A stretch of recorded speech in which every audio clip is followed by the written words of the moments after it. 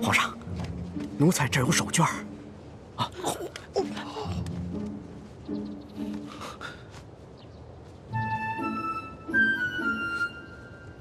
好些了吗？嗯。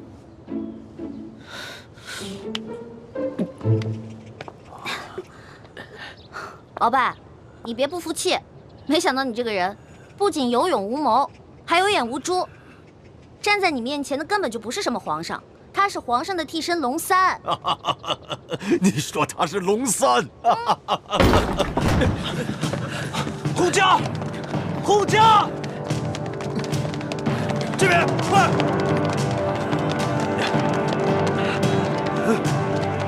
启禀皇上，情况果然如您所料，这宫中藏着数十个鳌拜的手下，奴才按照您的吩咐早有准备，才顺利的将他们拿下。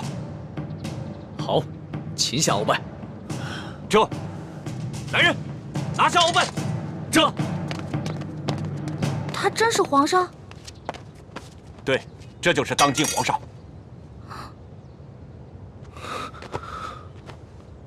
微臣参见皇上。丫头，你白长了一双大眼睛，中看不中用。你可知这玄烨在先皇的皇子中排行老3，龙三的名字是他平时出宫微服私访时的化名。你也不好好想想，他要不是真正的皇上，何来的这等的气象啊？你真的是皇上？3日侍寝的时候，为什么朕要戴着面具？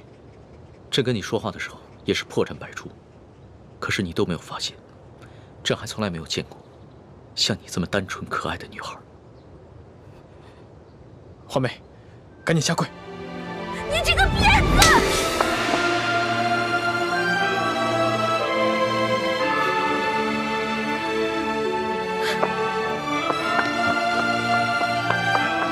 皇上，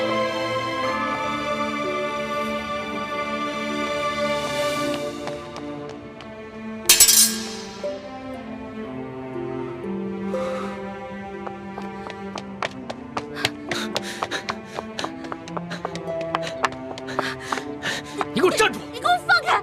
你就是个混蛋，你就是个无赖！你吃了雄心豹子胆了！你不仅敢打朕，还骂朕是骗子无赖！你本来就是骗子，本来就是无赖！你知不知道你现在说的每一句话都够砍你100次头了？砍吧，反正现在鳌拜已经被你制服了，留着我这个猪脑袋也没什么用了。好，你不怕死是吧？那你哥哥呢？你知不知道你打了朕要被诛9族的？好啊，你先是利用我，现在利用完了对吧？我没有价值了，你就知道欺负我，砍我的头，还要诛我9族，有你这样欺负人的吗？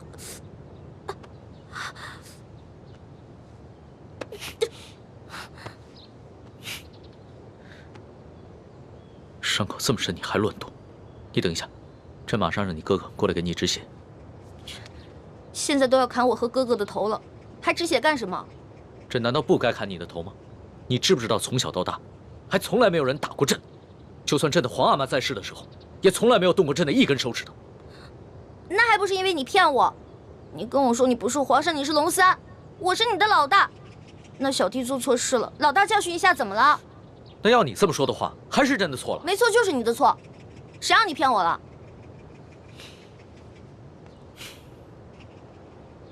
不过龙小弟，你不会真的要砍我跟我哥哥的头吧？你说呢？你当着那么多人的面打了朕，朕要是不惩罚你一下的话，还怎么君临天下呀？你还有没有良心啊？刚刚是谁冒死帮你跟鳌拜拼命的？刚刚你确实挺勇敢的。朕原本以为你就算真的担心朕，但也只会躲得远远的。我现在真是后悔了，早知道我就应该让鳌拜把你大卸8块的。朕要是被大卸8块，你也好不到哪儿去。你忘了你跟朕结拜过？你还说我被你玩得团团转，你现在很得意很开心是不是？那你不也一样吗？啊，老骗我这个那个的，现在知道自己牛皮吹大了。我从小生在穷山村里面，我以为皇上都是那种威严的，哪成想是你这种泼皮无赖样啊！我怎么就泼皮无赖了？那你还一直女扮男装欺骗朕呢？啊？反正你踢朕挨了一刀，又给了朕一巴掌，这事扯平了。不过，龙小，皇上，是不是以后我得跟他们一样，毕恭毕敬的叫你皇上了？那当然了，在外人面前，朕只能是皇上，你就不能胡闹。只不过，私底下，你如果还愿意叫朕龙小弟的话，朕会很开心的。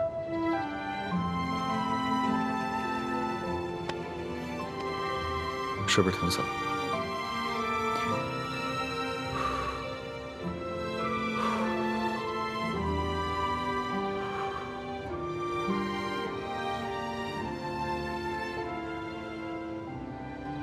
所统，奴才在。朕封你为国史院大学士。奴才谢主隆恩。还有你的那些属下，护驾有功，全部每人晋升1级，赏白银1000两。谢皇上，奴才遵旨。皇上万岁万岁万万岁！平身吧。这。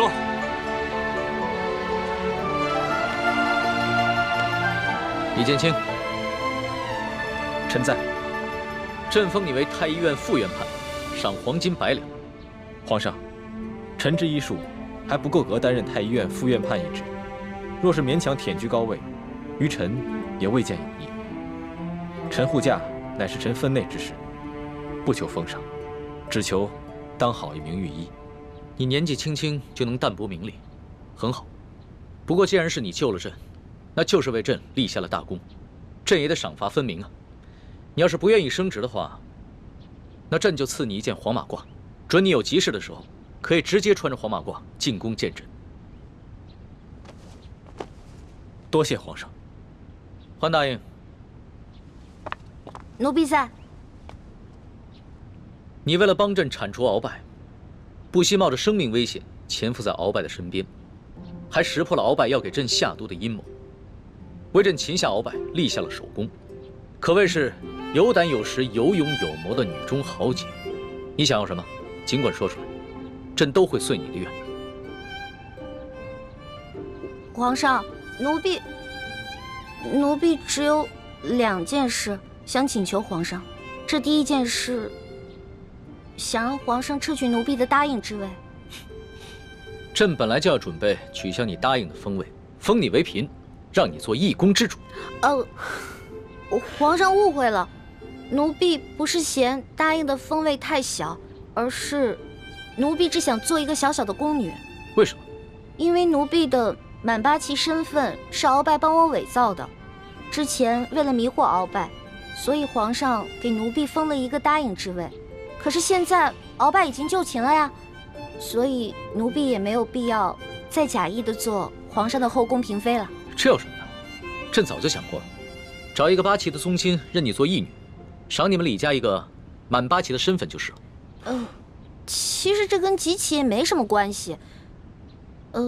最主要的是，奴婢年少的时候家里给奴婢定了亲，虽然奴婢的未婚夫前几年外出游学，暂时失去了联系，但是婚约还是在的，所以奴婢没有办法侍奉皇上。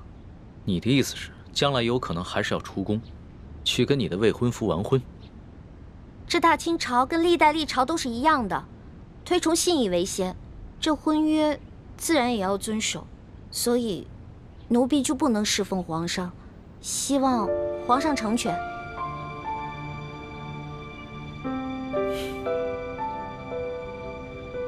你既然不愿意做朕的嫔妃，那朕也就不强求你了。你毕竟是立下了大功，朕也不会让你做一个普通的宫女。这样吧，朕就留你在御书房，做朕的笔墨侍书。等将来你的未婚夫有了消息，朕就让你出宫去和他完婚。奴婢谢皇上恩典。这个笔墨侍书，以前宫里是没这个职位的，而是朕特意为你而设。你既不是后宫嫔妃，也就不适合住在东西12宫中的任何一宫之中。这样，让人在后宫之中找一处幽静的住所，赐名永乐斋，暂时拨给你住。谢皇上恩典。那你的第二个要求呢？我第二个要求很简单，奴婢知道皇宫里有一个宝库，里面有好多奇珍异宝，奴婢想进去转一转。你还真是个小孩心性。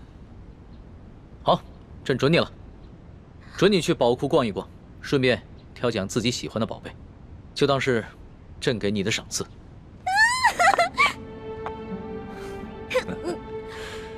多谢皇上恩典。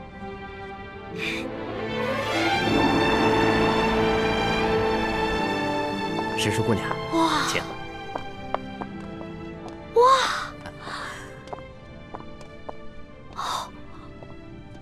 公公，这皇宫宝库里面有这么多的宝物啊！是啊，我都不知道挑什么了。石叔姑娘，我跟你说，这宝库中的奇珍异宝啊，有数十万件。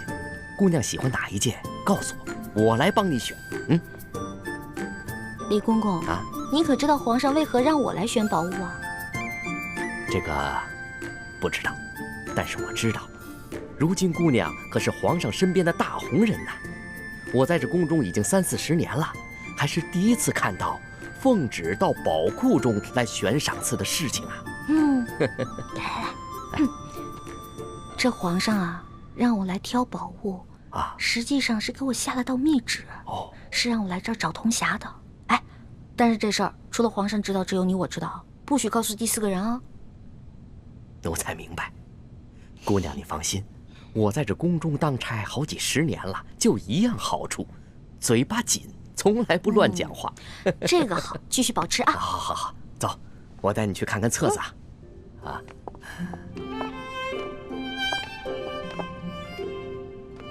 姑娘，这宝库里的所有宝物啊，都在这个册子里面。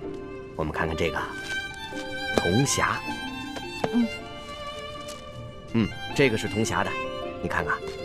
这个宝库里的铜匣呢，一共有174件，不知姑娘想要哪一件啊？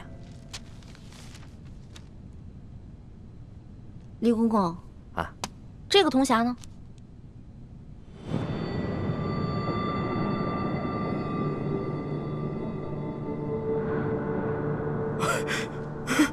姑娘饶命啊，姑娘！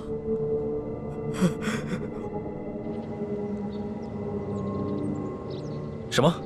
铜匣被鳌拜拿走了？李公公说大概3个月前吧，这个鳌拜呢私自拿走了一个铜匣，还叮嘱他不能告诉任何人。我去登记册上看到铜匣的形状，应该就是我们要找的那个。恐怕不是鳌拜私下拿走的，是李公公亲自拿去献给鳌拜的。这个李公公现在还不知道我们已经知道了他是鳌拜的内奸，所以他在言语中呢为自己脱罪遮掩。哎，朱哥哥，我可听了你的话啊，没有揭穿他。你刚才说什么？3个多月前，那不正是义父告诉我们铜匣秘密的时候吗？难道鳌拜也知道了铜匣的秘密，所以抢先一步拿走了铜匣？可是鳌拜怎么知道铜匣的秘密呢？难道我们明珠谷出了奸细？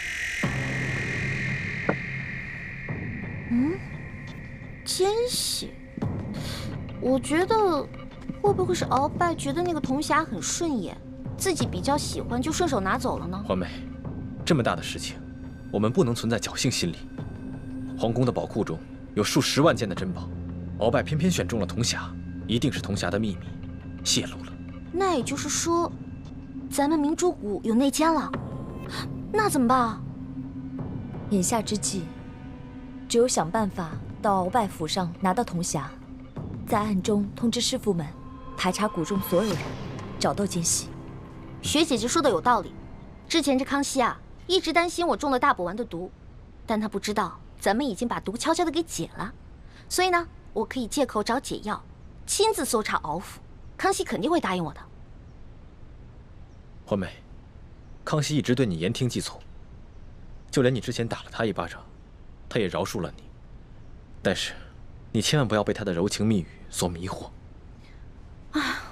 朱哥哥，哎呀，你在其他事上都挺大气的，怎么这件事上这么小气呢？我接近康熙，还不是为了帮你实现为你父皇报仇、光复大明的梦想，结果你还怀疑我。对不起，环美，是我想多了。也不知道为什么，我心里总是不踏实。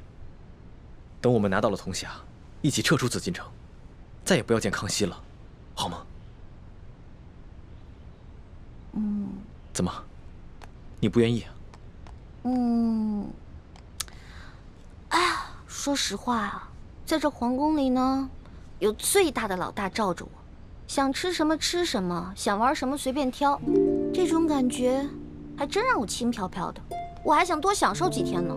你呀，哎呀，好了好了好了，我只是把我自己内心的话说出来而已嘛。为了不让你生气，我保证等找到铜匣以后，跟你们一起撤，行了吧？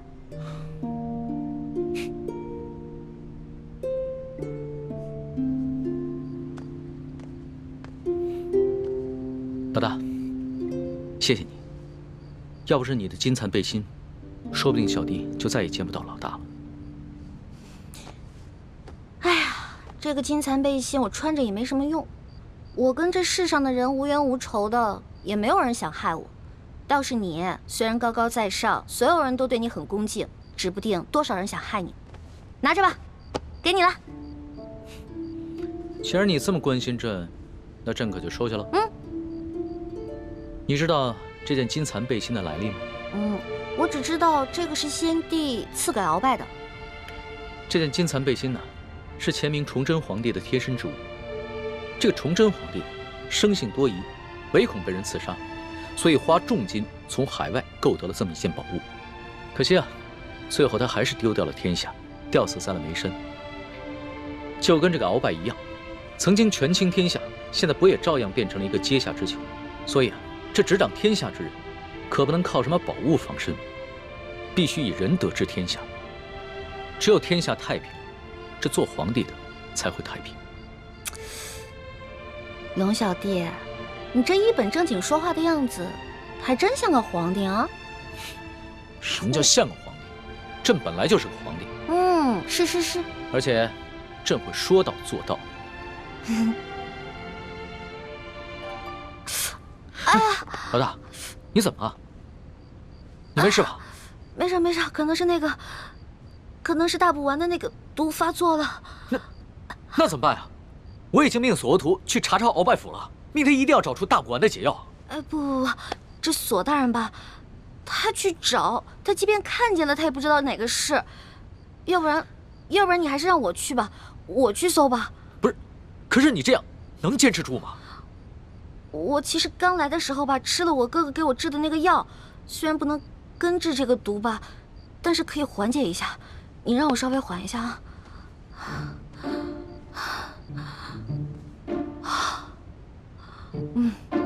好多了，应该没问题了。行吧，那你就赶紧拿上朕的金牌，去鳌拜府查吧。老小弟，如果我去搜的时候看到一些金银财宝，我能不能顺便带走点？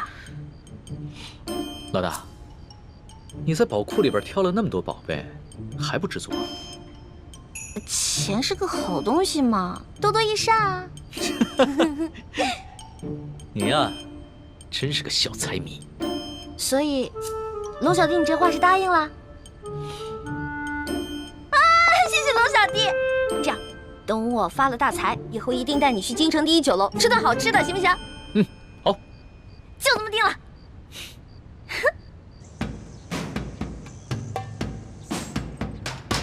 还不去？师叔姑娘，这都是为你准备的。来，尝一尝，应该是不错的啊。清点一下。好吃。好吃吗？好吃。啊。翡翠时间，这边。的确好吃。等一下。啊。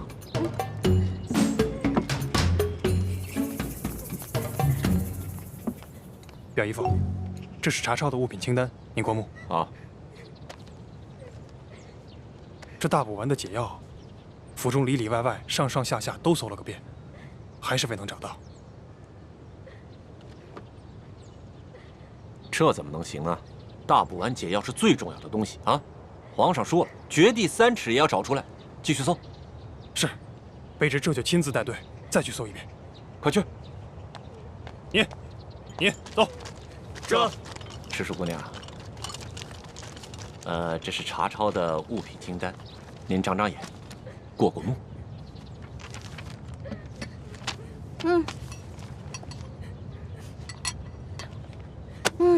不用看了，这个不对。不对。嗯。哪里不对啊？啊，赤树姑娘。这个清单啊，肯定不对。这不对吗？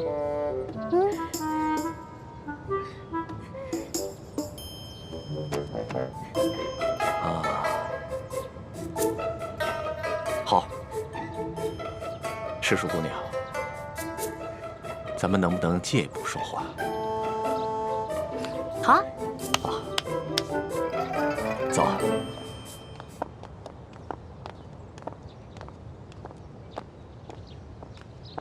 参见大人。行了，走吧，走吧。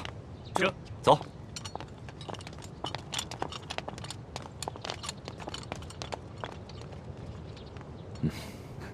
索大人，有什么话您就直说吧。哎。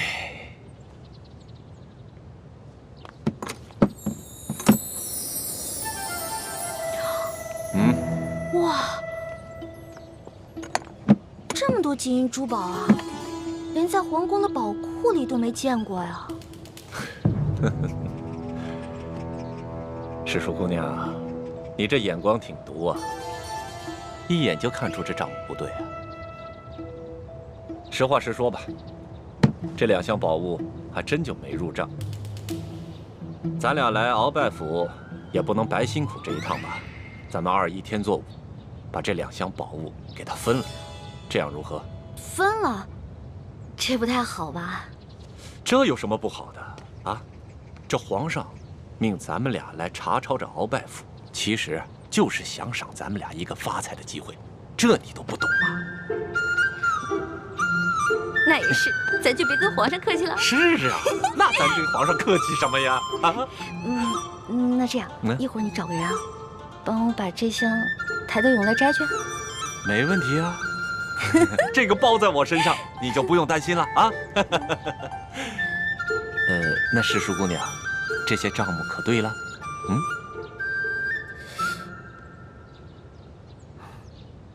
不对，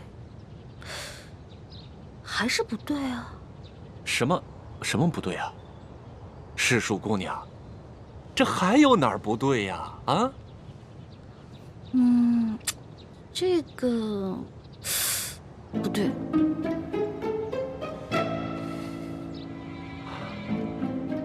行，你厉害。走，跟我走。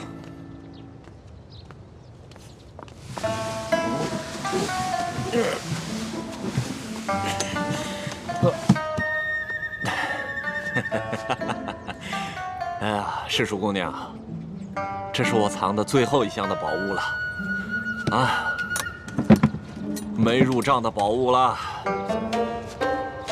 哎，这个箱子里也没有。鳌拜到底将铜匣子放到哪儿了？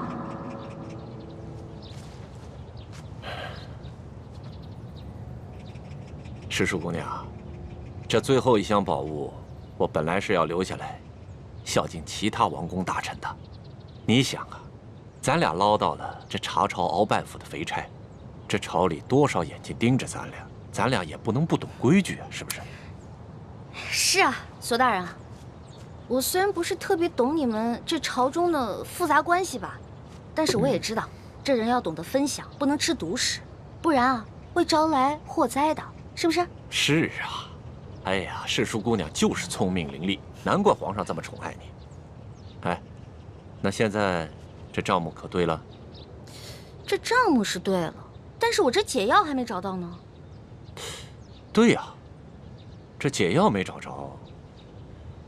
鳌拜这奸贼实在是狡猾得很呐！这找不着解药，咱俩怎么向皇上交代呀？索大人，您看这样，您让手下的人呢去审一审鳌府的人，问问这鳌府里面有没有什么密室之类的。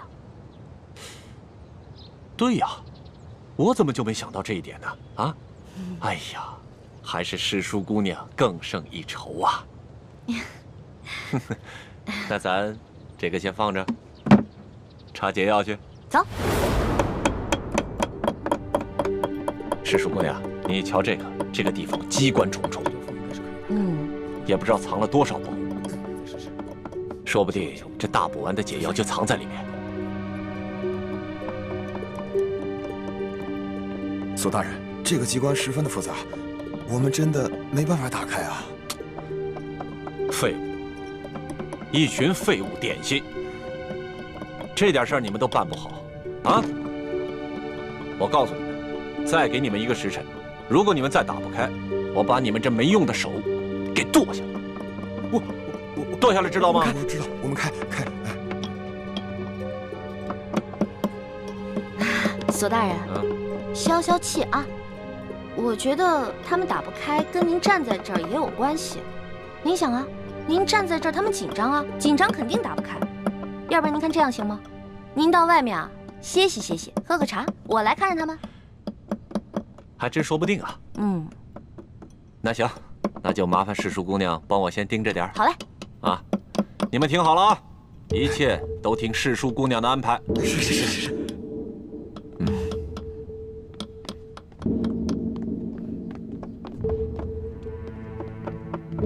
世叔姑娘，这个机关设计得非常巧妙，我等真的无力打开啊！